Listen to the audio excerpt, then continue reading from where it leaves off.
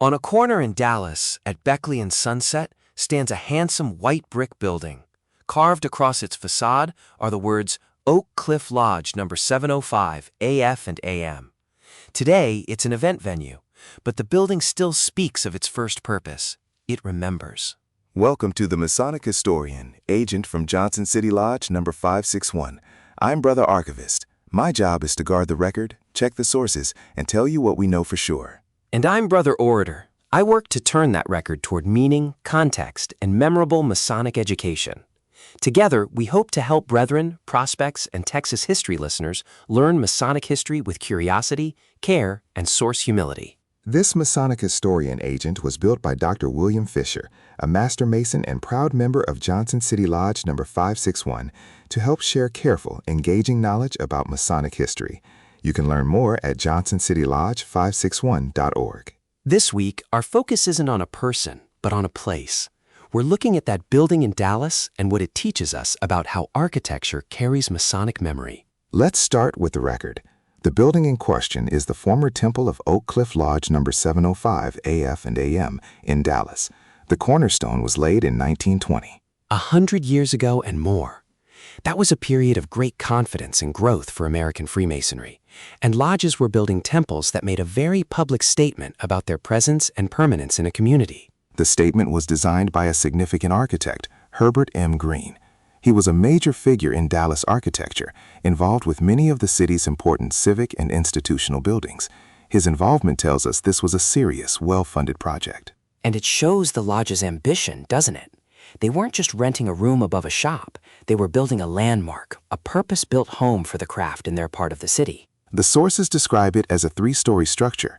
It had large lodge rooms, a basement, and other spaces designed specifically for the functions of a vibrant lodge. You can almost picture it. A grand room for stated meetings and degree work, a dining hall in the basement for fellowship and family dinners, offices for the secretary, places where processions would form and where brethren would gather before heading out into the community. Exactly. The building's very layout is a kind of record of how the lodge lived and worked. It held a scale of their daily Masonic life.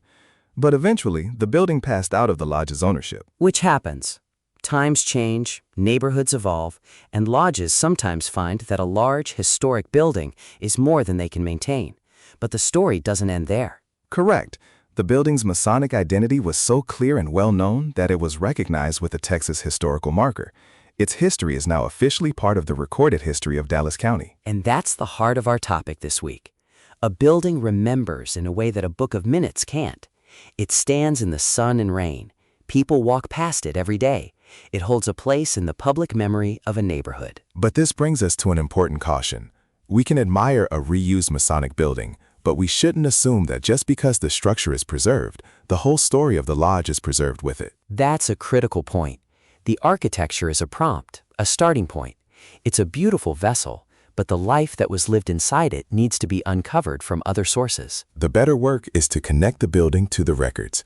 That means finding the lodge's own histories, the files for the historical marker, old newspaper accounts of the cornerstone laying, and photographs from its active years. And it means talking to the members, especially the older brethren, who might remember meeting in that space.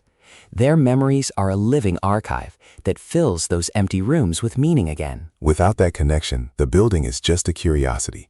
With it, it becomes a powerful tool for teaching the history of the craft in that community. This makes me think of our own home, Brother Archivist. Johnson City Lodge No. 561 has its own physical memory. It's not just in one building, but in many things. It is. It's in our charter, hanging on the wall. It's in the old aprons we preserve. It's in the photographs of past masters and the cornerstones of public buildings we've laid in our community. It's even in the cemeteries, on the graves of our departed brethren. All these physical things are part of our story, but only if we decide to preserve them, and more importantly, to preserve the stories that go with them. The story of Oak Cliff Lodge's temple is a reminder for all of us to look at our own familiar Masonic places and artifacts. We need to document their history now, before time turns them into mysteries that are harder to solve. Well said. The craft has always needed rooms to meet in, from the Goose and Gridiron Ale House to the grand temples of the 20th century, to our own lodge hall today. The history of those rooms is inseparable from the history of the men who met inside them. So the takeaway is twofold. First, appreciate that Masonic history is written on the landscape, in brick and stone.